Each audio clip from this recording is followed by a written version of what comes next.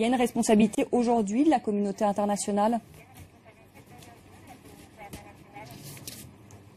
Oui, bien sûr qu'il y a des responsabilités de la communauté internationale. Les Palestiniens ont essayé toutes les voies pour accéder à leurs droits. Ces mêmes droits que la communauté internationale reconnaît comme tout à fait légitimes, y compris le droit à la liberté, à la dignité, à la justice, qui sont les mêmes motifs qui ont été à la source des soulèvements dans le monde arabe. Or, nous voyons que notre résistance pacifique est réprimée par Israël sans aucune réaction internationale. Aujourd'hui, nous avons eu un mort en Cisjordanie qui essayait de soigner des blessés sur lequel l'armée israélienne a tiré. Nous avons eu un autre sur lequel une voiture de colons a foncé alors qu'il faisait une manifestation dans une rue réservée exclusivement aux colons alors qu'elle se trouve sur le territoire palestinien, dans ce système d'apartheid dans lequel il y a des rues pour les Palestiniens et des rues pour les colons israéliens qui sont aujourd'hui sur notre territoire au nombre de 500 000 personnes. Nous avons essayé la méthode diplomatique en décidant d'aller à l'ONU, revendiquer l'État et demander de nous octroyer cette arme politique et diplomatique. Elle a été appelée par le ministre des Affaires étrangères israélien comme du terrorisme diplomatique, ce qui est un non-sens absolu. Et l'Union européenne, qui a demandé l'État palestinien, qui reconnaît l'importance des institutions internationales, jusqu'à maintenant n'arrive pas à se prononcer en faveur de la reconnaissance de cet État palestinien. Encore plus loin, je vous ai dit qu'un des principaux obstacles à la paix, c'est l'impunité israélienne.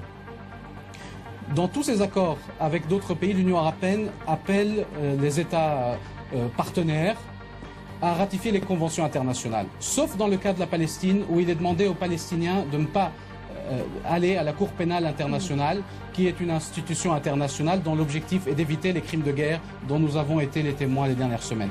Je voulais vous dire, moi qui ai travaillé 5 ans à Bruxelles, qui crois au rôle de l'Union européenne, qui croit au rôle de la France, qui a toujours été à l'avant-garde et qui ne s'est pas contenté de faire partie d'un consensus mou. Et donc nous espérons qu'elle prendra pleinement son rôle le 29 novembre et au-delà.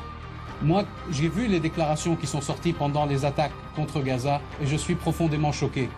Quand on condamne les roquettes qui sont tirées à partir de la bande de Gaza, le moins qu'on puisse faire, c'est de condamner les bombes israéliennes qui tombent sur la population civile palestinienne et qui ont fait 24 morts parmi les enfants, parmi les 100 morts qui ont été faits, y compris la famille Dalou, dont 11 membres sont morts, y compris Ranin qui a 5 ans, Jamal qui a 7 ans, Youssef qui a 10 ans, Ibrahim qui a 1 an. Quand on dit qu'Israël a le droit de se défendre, est-ce que nos vies valent moins que les vies israéliennes? Qu'on nous le dise. Est-ce qu'elles sont moins sacrées que les vies israéliennes? Est-ce que nos civils sont moins civils que les civils israéliens? Est-ce que nous aussi, nous n'avons pas le droit de nous défendre?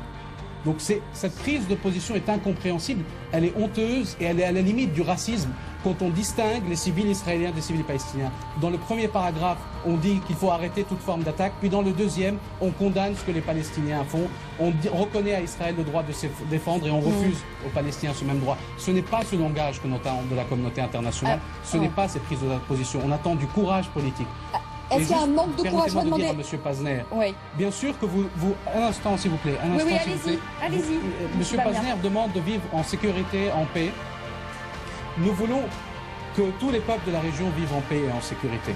Mais ce n'est pas les Palestiniens qui ont mis des barrages militaires en Israël. C'est les Israéliens qui mettent des barrages militaires sur notre territoire. Ce n'est pas nous qui colonisons Israël, c'est Israël qui colonise notre territoire. Ce n'est pas nous qui imposons un siège à Tel Aviv, c'est Tel Aviv qui impose un siège à la bande de Gaza. Donc quand une puissance occupante veut être tranquille, pendant qu'elle continue son occupation et sa colonisation, elle veut que nous capitulions. Les peuples occupés ne capitulent pas. Les esclaves, quand ils se sont rebellés contre l'esclavage, ont parfois usé de moyens que vous pouvez considérer comme injustes. Ce n'est pas une raison pour ne pas être contre l'esclavage. Ce n'est pas une raison pour être contre l'apartheid. Il faut toujours être contre cette injustice qu'est l'occupation, même si parfois on n'est pas d'accord avec les méthodes que les peuples occupés utilisent. Les droits des Palestiniens, nous voulons les obtenir pacifiquement. Aidez-nous à les obtenir pacifiquement pour que nous n'ayons pas recours à d'autres moyens, mais que nous soyons sous les bombes et que nous expliquons que les Israéliens ont le droit de se défendre ainsi en tuant des civils et des enfants, et nous n'avons le droit de rien faire, ce n'est plus acceptable.